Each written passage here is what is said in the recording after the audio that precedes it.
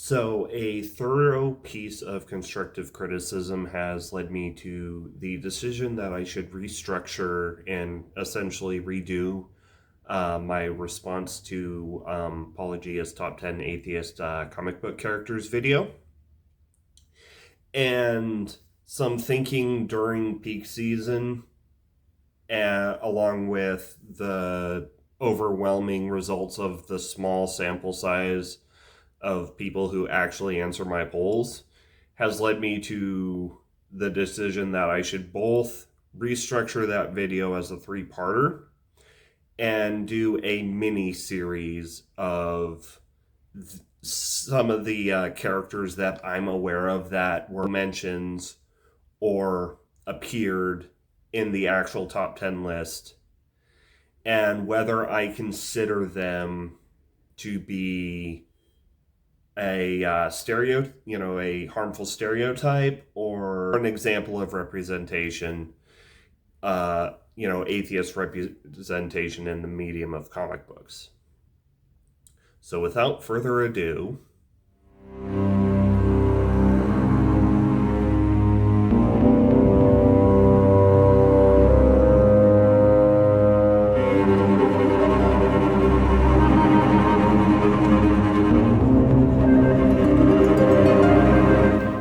we're starting off this mini-series with a character that I was certain was number 10 on the list. However, it was actually an honorable mention, but given how top 10 list involves characters that I either have no interest in digging into due to the medium they're a part of, like for instance, The Walking Dead. I'm not a fan of zombies, so I have no interest in watching the show or reading the Walking Dead comics. So I'm not going to be covering the Walking Dead character in the list. Or in the case of Punk Rock Jesus, I haven't had a chance to get a hold of, the series. There are characters in the actual top 10 list that I will not be covering in this mini-series as of yet, because I'm not familiar with them, and I'd rather cover characters that I am at least somewhat familiar with the history of. And with that, we're going to start with the honorable mention. In Action Comics number 894, Superman nemesis Lex Luthor tells Death herself that I've always been an atheist. Believers always seem to me to be declining their responsibilities. So, Lex Luthor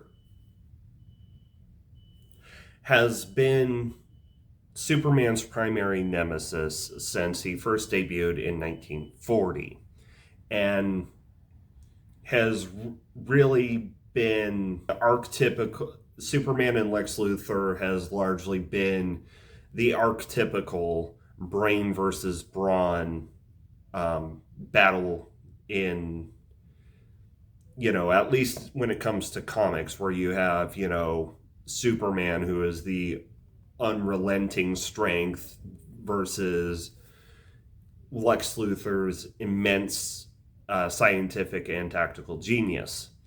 Now, as Lex Luthor premiered in the Golden Age, he very much started out as your archetypical mad criminal scientist, and was very much the template for later villainous mad scientists such as Shazam's Dr. Sivana, amongst others. This would continue until 1963, where Lex Luthor decides to challenge Superman to a duel man-to-man on a planet where Superman wouldn't have his superpowers.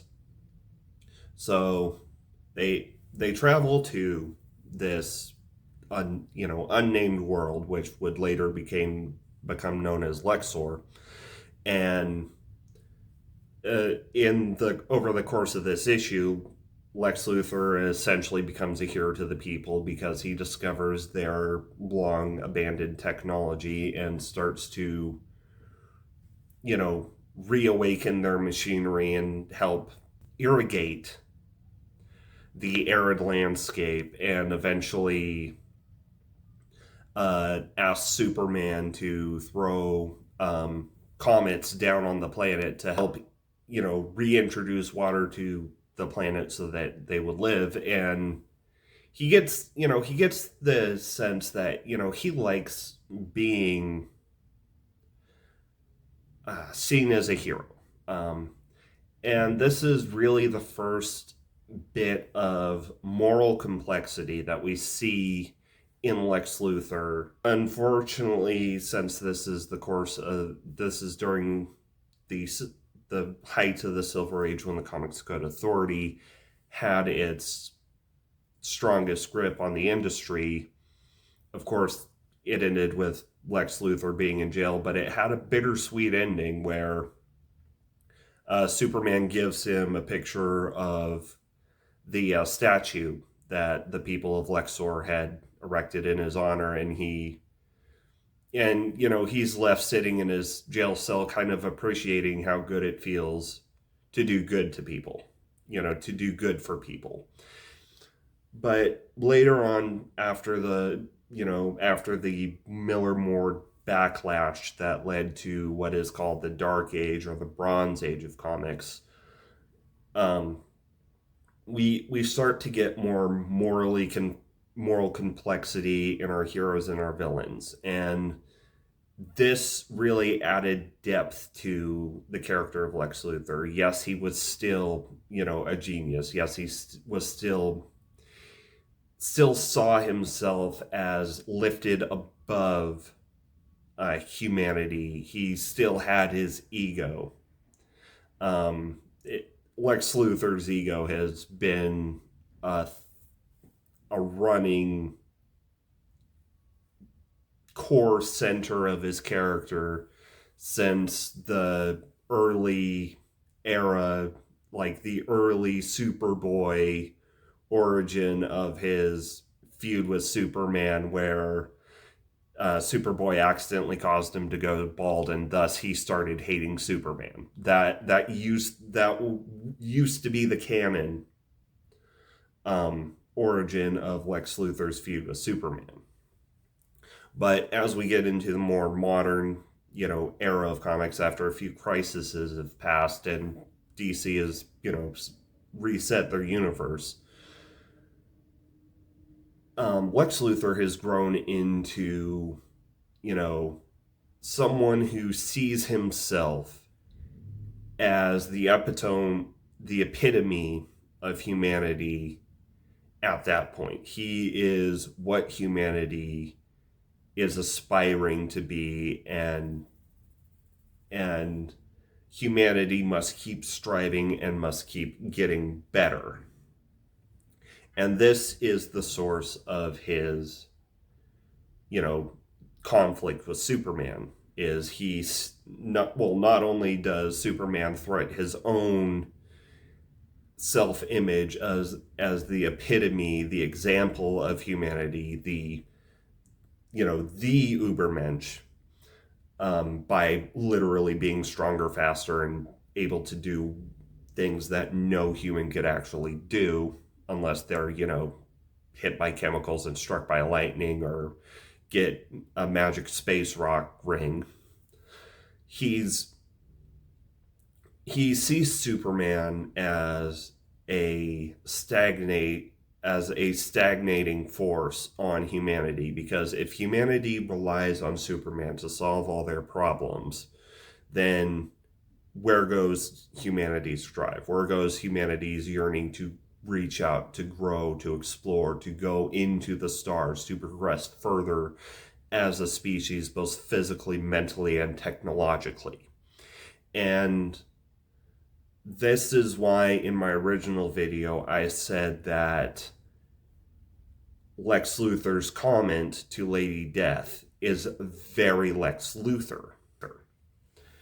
It only stands to reason that he would extend his philosophy regarding a a visible, verifiable Superman to at least to him, invisible, unverifiable Yahweh figure that may or may not exist.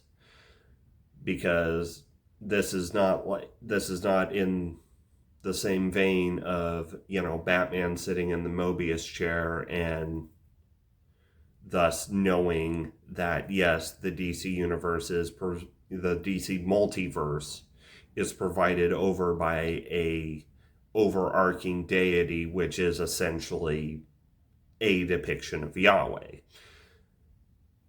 Lex Luthor is working with what any human with our limited perceptions, even those boosted by what technology, we can create and what technology comic science can create, can deduce of how their universe works. And while there are beings such as the Spectre that are, present as aspects of Yahweh, it's understandable that Lex Luthor, being, limited, canonically not having had a divine revelation moment like Batman has, would, not have the frame of reference to say whether or not there is or is not a deity, or, an overarching deity that is essentially Yahweh. So, given all his faults, given the fact that he's an antagonist, given the fact that, he's very egotistical, though his ego is somewhat verified by the sheer mental acuity and what he... So, Lex Luthor and Batman are your two primary examples of what an unpowered human can accomplish at that point in time in the DC universe.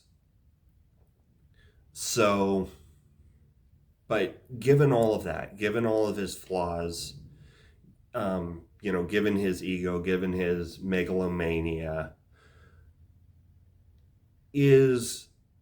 I'm sorry, but I'm gonna have to say that the morally complex modern interpretation of Lex Luthor, and given the fact that, he's outed as an atheist in a modern comic, because I'm gonna have to say that modern Lex Luthor, as presented in the comics and in the Timverse, the Justice League animated series, Superman the animated series, Batman the animated series, that DC animated universe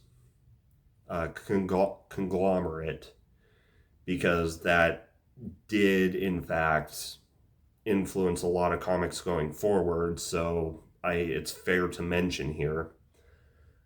And that's where we also saw a lot of the "you can't touch me because you can't prove I'm in the wrong" smug Luthor, which is just icing on the cake. I'm gonna have to say that the modern, morally complex depiction of Lex Luthor, I'm gonna have to say it's representation. It's not a stereotype.